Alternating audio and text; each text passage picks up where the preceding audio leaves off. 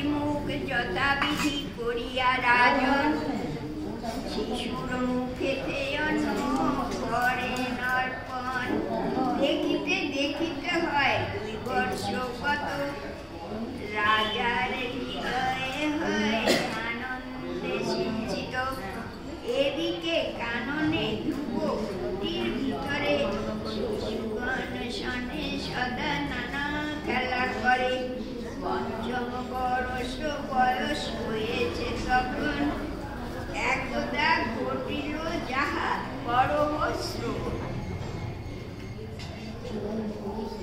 বসন করিয়া অন্য বালক সকল, উপনীত হয় সবে 80 ক্রীড়াস্থল।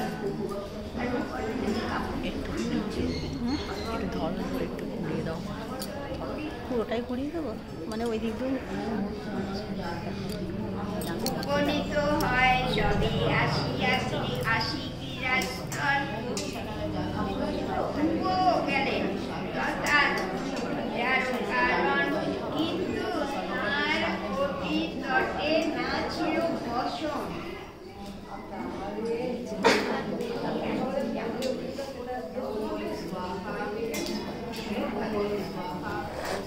শুনিয়া যাইয়া ধ্রুব যাইয়া কুটিরে, কাঁদিয়া কহেন গিয়া মায়ের গোচরে।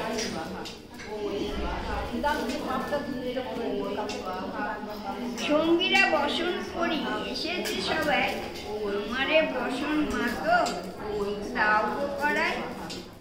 এত শুনি অশ্রু জলে ভাসিয়া জননী, মনে মনে কহে তবে ওরে জাদুমণি। রাজার মহিষী আমি চিহ্নবা সাধন, ভাগ্য দোষে বনবাসী হয়েছি এখন।